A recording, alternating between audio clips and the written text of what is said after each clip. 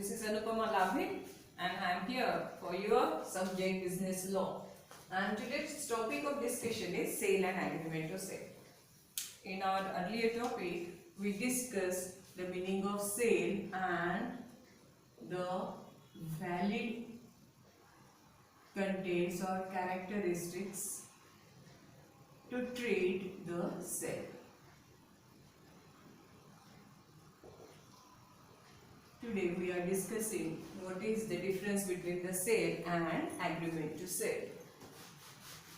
So let us take first point of differentiation, transfer of property. In defining the term sale, I told you that we can treat it as a sale when the property in goods transfer to the buyer. Property in goods transfer to the buyer means the ownership. When the ownership is passes to the buyer, we say that there is a sale. Just passing the possession does not mean that there is a sale. So, what is a sale? When one person, that is a seller, passes or transfer the property to the buyer, we say that there is a sale. Then what is agreement to sell? Agreement to sell means there is just a contract between the seller and the buyer to sell the goods. Here the seller is not transferring the ownership of the goods to the buyer.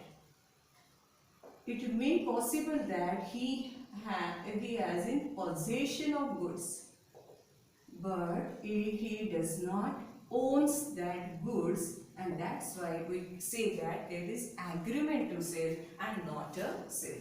Let us take one example.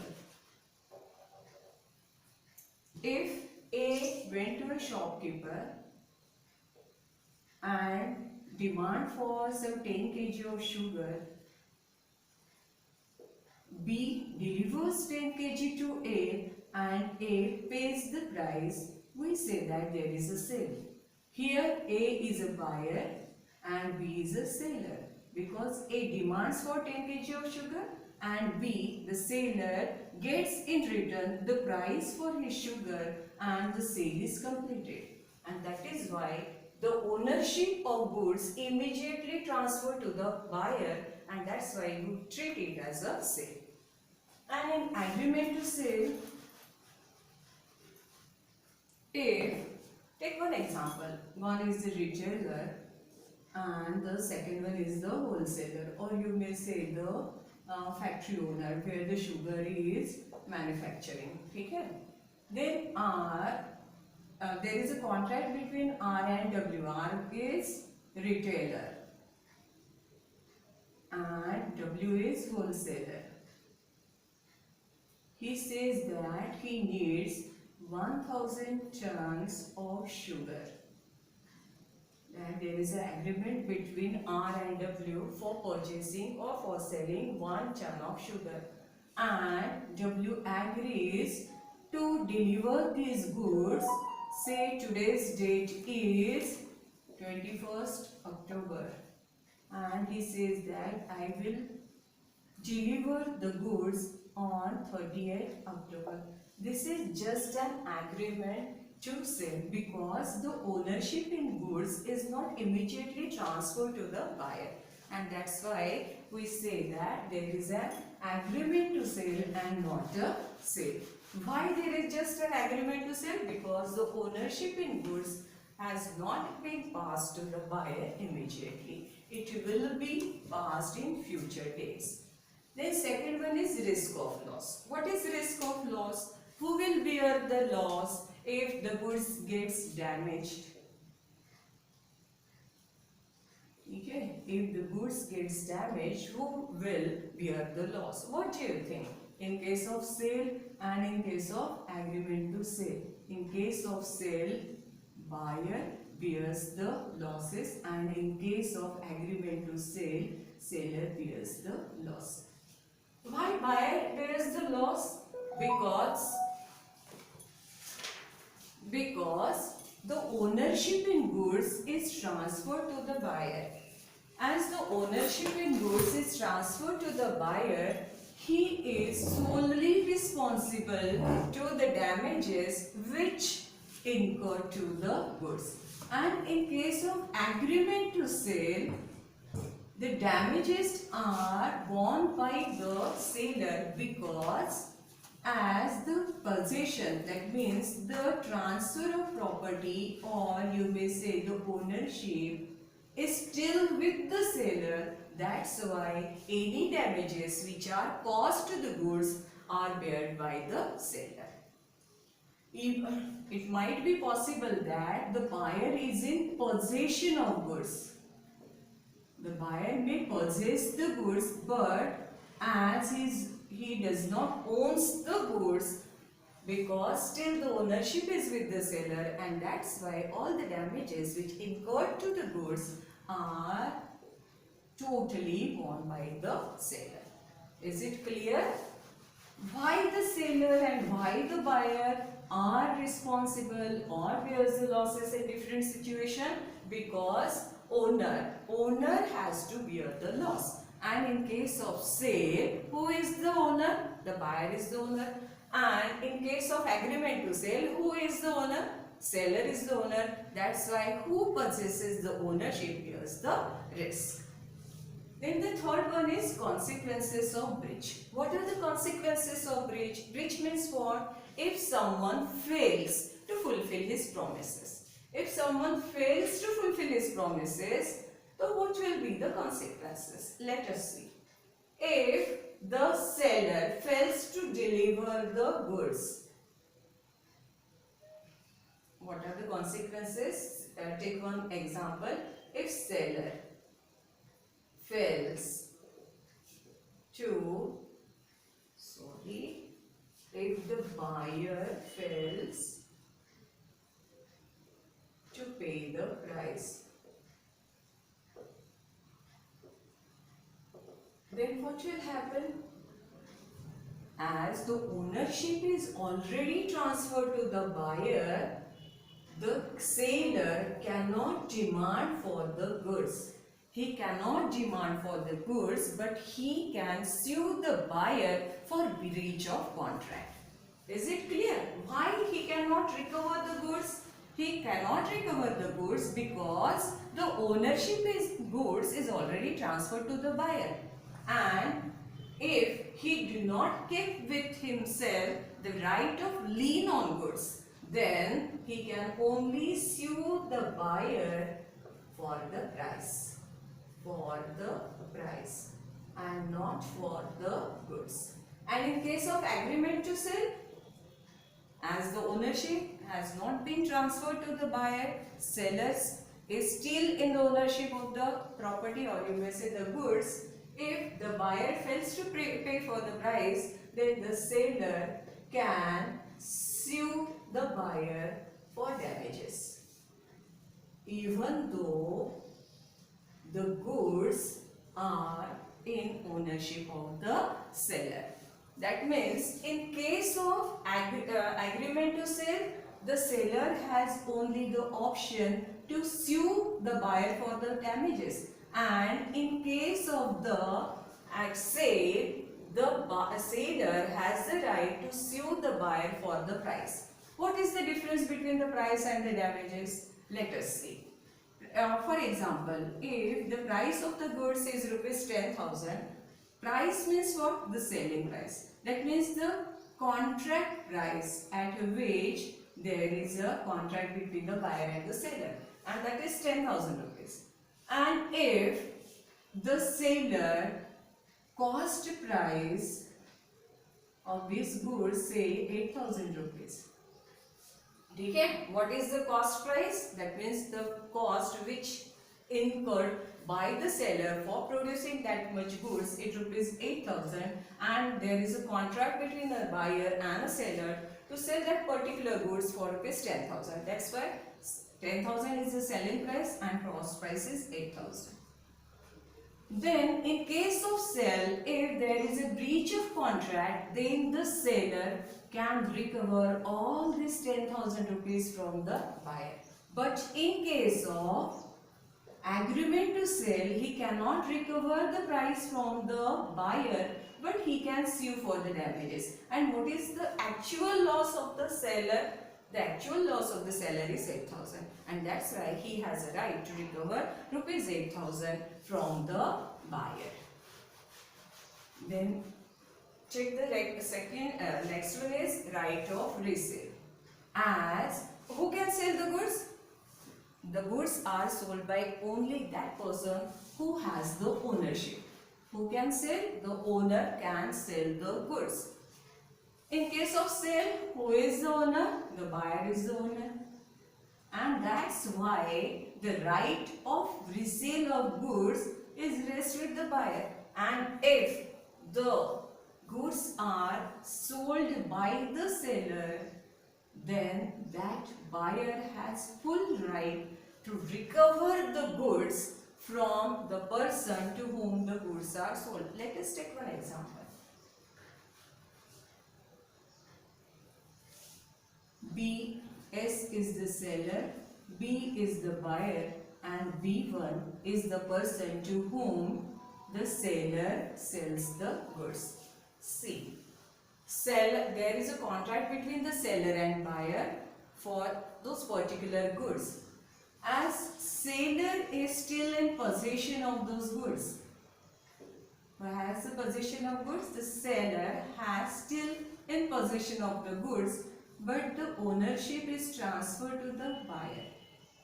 So he cannot sell those goods because already the ownership of goods transferred from seller to the buyer. But as he is in possession of the goods, he sold those goods to B1, that means the third person. If this third person do not have any knowledge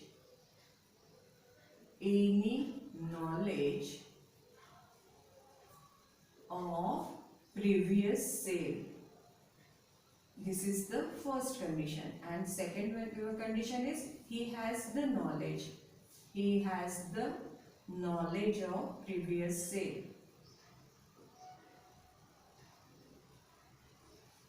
What are two conditions? In first condition, when B1 is purchasing the goods from S and he do not have the knowledge that there was a previous sale of those particular goods, then the B1 can recover the goods from B1 because he do not possess the good title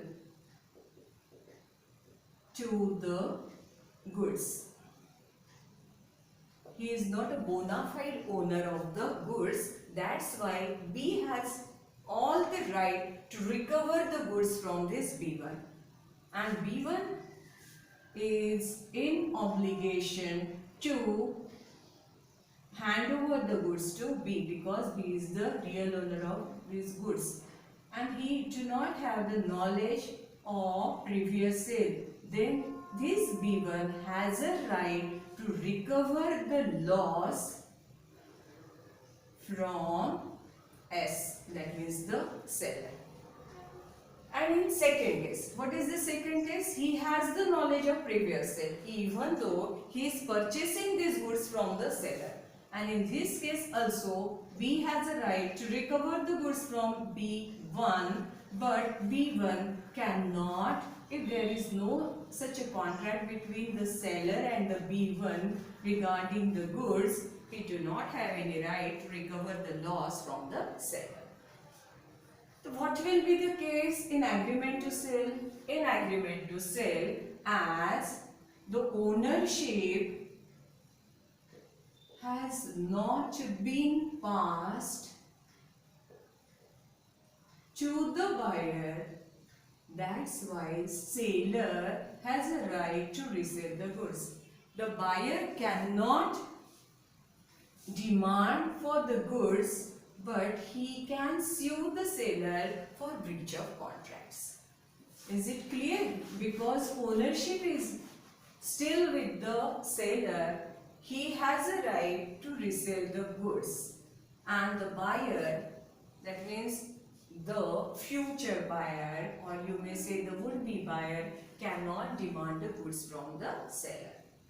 Then the next one is insolvency of a buyer before he pays for goods. Who becomes insolvent? The buyer becomes insolvent before paying for the goods. But in case of sale, the ownership is with the buyer.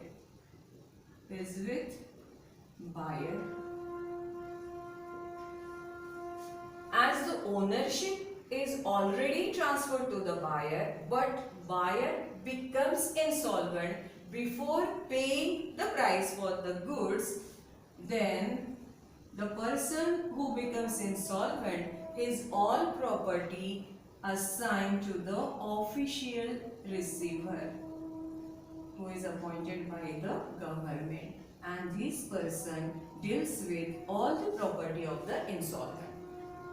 So let us see what will happen in case of insolvency of a buyer before he pays for the goods. As he is the owner of the goods, these goods, even though are in possession of the seller, will be taken in possession by the official receiver, and the seller has only right for ratable dividend. What do you mean by ratable dividend? That means if the loss, that means the liability of the buyer are 10,000 and the goods recovered by, that means the price which is recovered by the official receiver by selling those goods is say 12,000, then that person is only entitled to get this much price. That is known as ratable dividend. Is it clear? And what will happen if what will happen in case of agreement to sale? As in agreement to sale, the ownership is with the seller. The official receiver cannot demand for the goods, but if any price which is given by the buyer to the seller before his insolvency can be recovered from the seller. That means, for example, if he had already paid the amount, that means advance amount of rupees 2,000 to the seller for entering into a contract, then the official receiver can recover only this much amount from the seller. He cannot demand for the goods. Then the next one is insolvency of a seller if the buyer has already paid the price. What will happen if in first case we saw that who is insolvent? Who was insolvent? Buyer was insolvent. And in this case, who become insolvent? The seller is insolvent. If seller is insolvent and the buyer has already paid for the price, then the official receiver and see if they already paid for the price, but the goods are in still possession of the seller. In such a situation, official receiver first will take that goods in his possession. That means the goods will be taken by official receiver in his possession, and out of the sale, if some amount remains, then that will be handed over to the seller. And what will happen in case of agreement to sale? The official receiver can only demand the price which was paid by the buyer to the seller.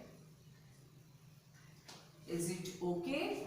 This is the difference between the sale and agreement to sell. Now let us see what is goods. We are talking for goods. That means who are in possession of the goods. What will happen if there is a damage to the goods. But what is actually the goods? The goods we can classify the goods on the basis of existing goods. These existing goods can further classified into two parts, that is ascertained goods and unascertained goods. Unascertained goods. Let us see what is ascertained goods. First try to understand what is existing goods. Existing goods means who has physical presence. Physical presence means this pen has a physical presence. That's why we can say that this is an existing good. Okay? But this existing good is further classified into ascertained goods and unascertained goods. What is ascertained goods and what is unascertained goods? Let us see what is the name of the company of this white book. Camlin. Camlin is the name of this paints company. Camlin. And what is the name of this particular pen? Whiteboard marker pen. Okay, whiteboard marker pen. What do you think? Is this a certain good or an uncertain good? If I demand for this particular pen to the shopkeeper and he can easily separate the goods for me, then we can say that this is the ascertained goods. I go to the shopkeeper and demand for this pen and he immediately hand over this pen to me, and that's why this pen is known as ascertained goods. But same pen will be uncertain when I say that I need 50 pen. How much pen I am demanding? I am demanding 50 pen. And from the box of pen, he has to separate this 50 pen. See, let us see, the box contains 100 pen. Now, how much I demanded? My demand is only for 50 pen. Now, he has to separate this 50 pen from the box of pen, and that's why this needs some time, and we see that these goods are unascertained goods. Unascertained goods. Why these are unascertained goods? Because there is a bunch of pen, but we have to separate it from that bunch, and that's why these 50 pen are called as unascertained pen. Why this single pen is called as ascertained pen? Because he is immediately delivering this good to me, and that's why this is known as ascertained goods. And this is because there is some process for delivering the goods, and that's why we call these as unascertained goods. Come on, if this example is not clear to you, I will give you one more example. Have you seen nowadays we get sugar bags of 5 kg. See, the brand name is Madhur. I say to the shopkeeper, I need 5 kg of sugar of Madhur company. Then he immediately hand over the pack of 5 kg to me. But let us see, take another example. If I say him, I need 10 kg of sugar, and he had to separate this 10 kg of sugar from 100 kg of bag. The bag contains 100 kg of sugar, and I demanded only 10 kg of sugar. Then he has to separate this 10 kg from the bag containing 100 kg of sugar, and that's why we call this as uncertain good and this is called as certain goods. Then the next one is future goods. What is future goods? Future goods. These goods may have the physical presence. That means also these goods physical presence or do not have physical presence. Physical presence. Both things may be there. That means the goods have physical presence or the goods do not have the physical presence. If the goods have the physical presence, but we are still calling it as a future goods because let us take one example. There is a contract between A and B. A is the seller and B is the buyer, and B want some say 10 chairs, 10 plastic chairs of some particular company from A. Then these goods are not in possession with A. A has to buy these goods from say person C, as he do not have these goods with him right now. He say that according to the order of B, he will purchase that type of goods and will hand over to the buyer, and that's why these goods are called as future goods. And do not have physical presence means the chairs. In this case, the chairs have a physical presence or the chairs are in possession of C. That means the third person from whom the A is purchasing the goods. But in this case, I entered into a contract with the seller for purchasing the wooden chairs.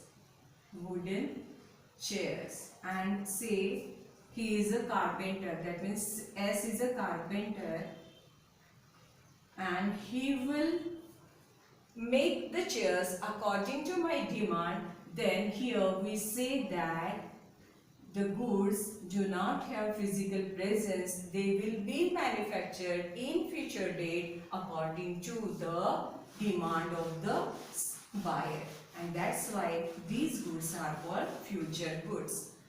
And the delivery, generally such goods are not actually the sale but are agreement to sell. And the next one is contingent goods. Contingent goods. Contingent goods are those goods the sale is dependent on happening or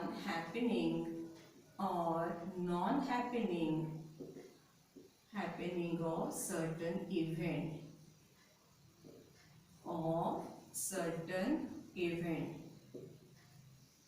These are also future goods, but the contract will be materialized only when the sale, that means the physical presence, or you may say the presence of goods, will happen on happening of a certain event. Generally, crops are of category